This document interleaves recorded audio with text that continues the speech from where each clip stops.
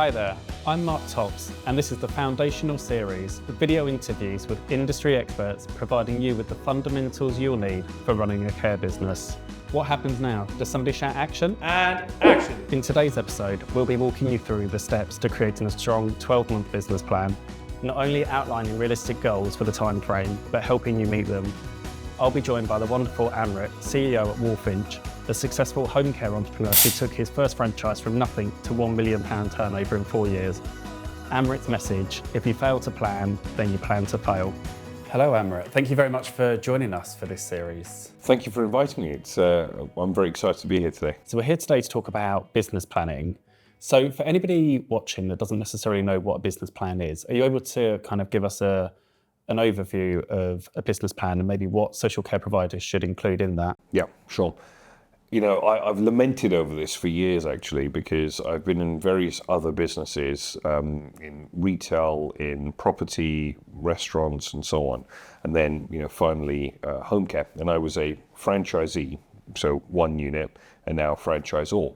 And when people used to talking about business plans, I was like, God, that's not something for me. That's something for huge businesses, right? My first business plan was very much, quite literally on the back of a brown envelope. And I started trying to educate myself on profit and loss statements and business planning and forecasting, and all the budgeting and all the kind of buzzwords that people hear about it. But I think essentially a business plan is a written document, ideally, that tells you what direction you're driving in. And so I now follow a model called the Entrepreneurial Operating System by a chap called Gino Wickman, who wrote a book called Traction. And I've been following that for probably about 10 years. And when I started, I basically took the very sort of crass 2-page business plan, said, where am I going in 10 years? What's happening in 3 years? What needs to happen this year? And how does that break down to a 90-day plan? So you've got two different types of business plans. You've got the, here is a huge spreadsheet with all the different line items on there, and we can get into that. And then you've got the actual, in old money, the BARG, the big, hairy, audacious goal. What the heck am I up to here? Do I want to be a £200 million business? Do I just want to be an outstanding provider? What is it that I'm in this for? And I think until you decide where you're going to go, long term, you can't really break down and say what you're up to tomorrow. And I'm really sort of clear on that. And as a franchisor now, it's really important for me to understand what franchisees are up to in the next 12 months. And so we can then plan and forecast. So in a business plan, yes, you want to have all those different timeframes. What is the measurable goal? I think being measurable is super important. So, if I'm going to increase my care workers, by how many, in what time frame? If I'm going to focus on my gross profit, my margins, what is that number, and how will I achieve that, and so on. Then looking at your actual, the sort of scary spreadsheet piece. And it's really thinking about, what goes above and below the line. So thinking around, direct costs, which would be that carer cost that sits above the line. So that is us saying the gross profit is the difference between my hourly rate and what I pay my care worker. And whatever's left is a gross profit, and that then goes below the line on that administrative cost, and whether that is my registered managers and all of the kind of operational staff, the rent money, marketing costs, accountants, and so on. I hope that sort of answers the question. No, definitely. And for a provider thinking, I'm new into the sector, I don't even know what I'm going to do in the next year, let alone 5 years, 10 years, 15 years. What would your advice be to them around actually that future business planning model there? Yeah, I think looking at the industry is really important. So I'm actually currently writing a book around the care sector, and one of the chapters is about the metric method. And one of the things that I'm speaking about there is thinking, well, actually, there's actually quite a lot of information available. And yes, a lot of the current information that you could quite easily get is from huge providers, and the way that the huge providers operate is through government contracts, so they're less profitable on a unit basis, but it does give you an understanding. When I was a brand new provider for the first time, over 10 years ago, I just called up all the local authorities and said, well, what's your hourly rate and what is the local hourly rate? And actually a lot of them just give you that information under data protection. So it's really important, I think, to understand, well, first of all, what's the rate? Second of all, well, how big a business do I really want? And you can kind of marry up the two things and say, well, actually, I don't really want more than 30 people in my organization. And then you think, well, actually, those 30 people will probably do about 25 hours of care. The local hourly rate is X, £30, £25, or whatever. And all of a sudden you can say, it'll probably take me 3 or 4 years to get there. And you're sort of finger in the sky a little bit, but that's okay. Having a plan is better than having no plan. And then saying, well, okay, I'm just going to revise this every 3 months. How much of market research, what role does that play within your business plan? A lot. I think, you kind of want to know what the 10 other main providers locally are doing. So you A, know where to pitch yourself, but B, you can understand what the local market looks like. Now, often, if you just ask people, they'll tell you. I remember when I was a new provider, and I was friendly with a Caremark franchisee, actually, when I was a franchisee myself, a guy called John in Oxfordshire. And I just said, John, what do you charge? How many clients have you got? And he's, oh, here you go, Amrit, there you go. And he's, oh, I'm spending X on Indeed and whatever. Great, It's and that's all right. And often people will just tell you that. Other people might mystery shop and all of that kind of stuff. Also, things like homecare.co.uk, you'd be surprised by the number of information that you've got on that, or CQC reports and so on. You can, in the public domain, there is enough information for you to put something together. And again, as I said, calling up the council, often they'll have information like that. But actually, the Home Care Association have done pricing reports. So A, they'll tell you what to charge, from depending on what you're paying care workers, and also B, they've gone out to all of the different local authorities and said this is the average charge rate in that local authority from the council. So there's so much information that's actually available there for you to compile business plans and so on. Absolutely. And I think when I wrote my business plan for my organisation, one thing I really found beneficial was the census, to actually see what the projections were for the region, but also utilising tech around AI, because I was able just to type in, can you give me the census information for this borough, and what does that look like? And it pulled all of that. And actually the Home Care Association, it pulled all of that out of their website into that. Obviously, you've got to double check and fact check things, but the information is there. But you can do things super quickly on the hoof as well, right? Compared just walking to years to the ago, tube.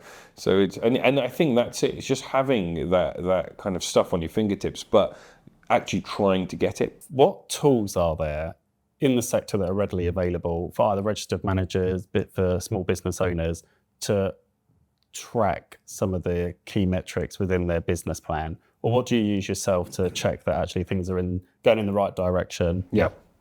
I probably also like to add here that I got so frustrated with the current systems that are out there that we've actually launched Walfinch accounting. And so for our franchisees largely, but people within the sector and franchising sector, that is, rather than necessarily just the care sector, of looking at an accounting business that allows them to really understand, on much more coaching level, their numbers. Because often, me being one of them, back in the old days where I didn't know what the hell I was looking at, you send me a P&L statement, thank you, okay, file that. And really, I'm looking at my bank account saying, well, there's no money in there, so it doesn't matter, and now you're asking me to pay a tax bill. So it's really kind of making that whole thing come alive and, planning for it and looking at that better. I think if you are not on an electronic or cloud-based bookkeeping system, do that today. Put your fork down if you're having lunch, go and do that right now. That is imperative. The number of businesses that I'm still aware of where their credit control is in a filing cabinet somewhere blows my mind. If you cannot go anywhere in the world and just know the health of your business, that is a problem. First point.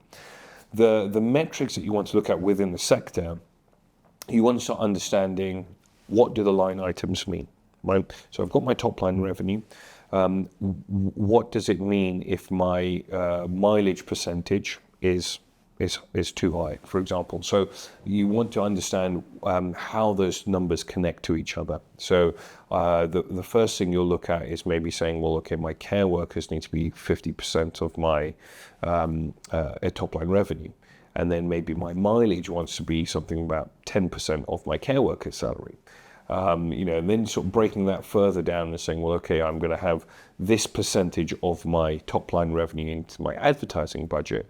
I'm going to say that my office staff needs to be between 10 and 15% of my top line revenue. My rent wants to be 2 or 3%. And so breaking the whole thing down, so right, finally, I've got 18 to 25% on that bottom line. Very doable. And actually, most of the businesses within our sector kind of operate between 8 and 12%, which is the same as charity organizations, when they really ought to be, over the 18% mark, I believe. And it's very doable. It's just about sort of looking at the numbers and saying, well, okay, if I'm not here, then what do I need to do? What would your advice be around how to avoid pitfalls, but what are some of the common pitfalls that you've seen within the sector from business plans? I think people are, there's no research that goes into them, and they just randomly put numbers down. And that might be okay in your first 6 months to a year because, you're just doing something. But actually, as your business grows, you really need to make that more nuanced, whether that's through actual, internet research and looking at public domain information, or asking people or what have you, or getting an accountant that is very specifically attached to that industry, or what have you. There needs to be some thought that goes into that. The second thing is, I think there is a disconnect between leadership, as in owners often, especially with small businesses, and the team that is actually doing the work to make the number happen. And that's problematic. So if an owner comes in and says, we're going to turn over £1 million this year and you're currently on 300 grand, and the registered manager and care coordinator or whoever's in the team says, well, okay, A, what the hell does that mean? And B, how? That's often a huge chasm. And what ends up happening is that they get so scared and catatonic that nothing happens. And you can maybe have negative growth or no growth at all. So I think so that is, I think, a really common pitfall. It's sort of a lack of understanding on how to lead and how to get people, to the water. So I think what is much better is making it a collaborative approach. And yes, you can feed the staff and so on with what direction we want to go in. But it's sort of saying, well, okay, well, this is what happened in the last 12 months. This is what happened in the last 90 days. Right, and so therefore a ramp up has kind of happened, and talking in layman terms, right, and then sitting there and saying, look, when we take on one carer, we might add another £40,000 worth of revenue. How many carers do you think we can take on in the next 12 months, or we can take on 30? Great, let's then start multiplying that out. Okay, in the next 90 days, how many carers can we take on? And then, in 6 months and 12 months and so on. And then if we want to take on one more carer, if we want to take, the number that we've come up with is 30 or whatever, but what if we want 31? Where would we go for that 31st carer? Do we need to spend more money on events, or, do we need to ask our carers more and make that a much more kind of robust situation? So you really start getting into the operational piece. So it's really asking a different question, then relating that back to the numbers and saying, well, does this feel right? And then as that becomes a much more normal thing, and if you're able to retain your management team, 2 or 3 years later, what you'll probably find is that your registered managers and your key players are coming to you and saying, we're going to add on £500,000 and this is how we're going to do it. And it becomes, much more interactive. Absolutely. You spoke earlier around some of the other sectors that you've worked in. What learning from other sectors have you had that you know of, or that we could also learn from social care to bring into the sector to kind of upskill our registered managers or our business owners? Yeah, I think we don't leverage other sectors enough. And so when I think about home care, and actually it's really interesting being a franchisor, because what I found is that it's much harder being a franchisor to people that are from care, often. And a lot of that is because you're trying to get them to unlearn things that they've learned. And it's much easier to get people that are, lawyers and professionals and whatever, then come in and say, right, great, you can be a franchisee and we just teach you the way to do it. They don't know any other way, so this is the right way to do it.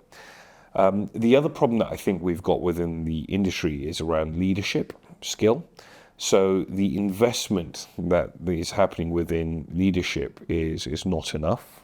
So where you've got people, there's a lot of things available from carers, managers, coordinators, and so on. There's not actually that much available for that kind of move from being manager to a director level person.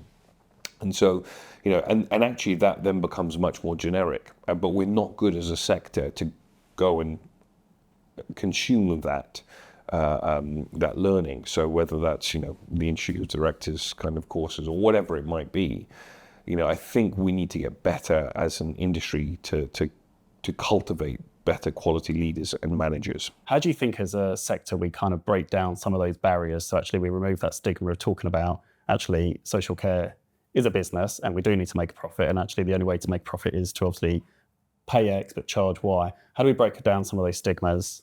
That's a very lovely question. I think that first of all, we just need to talk about it. So whoever's willing to talk about it, please do, and at whatever opportunity that you get.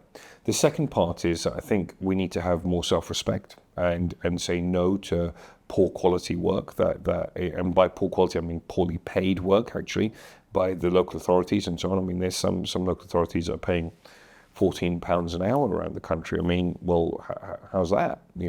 But by then taking that work on, what is the messaging that we're giving? So I think we need to, vote with our feet and sort of show the industry. Second of all, we need to talk about it. I mean, I actually speak quite openly about, profit not being a dirty word in the industry and so on. And I know that others do too. And I think that's really important. And actually, I think that the tide has really changed and turned, because 10 years ago, even, there were the influx of people in the industry were more people from social care. Actually, what I'm seeing more and more of now are people that are not from social care. And so talking to them about making money and it being a profit-motivated industry is absolutely fine. So conscious of time, final question. What would be the top 3 things that you would recommend that a small business owner should remember when creating their 12-month business plan? Yeah.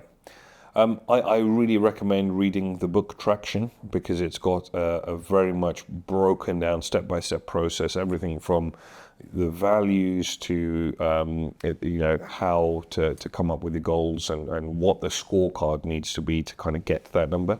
And I'm not sponsored by Gino Wickman. Whatever my wife tells you, it's not true.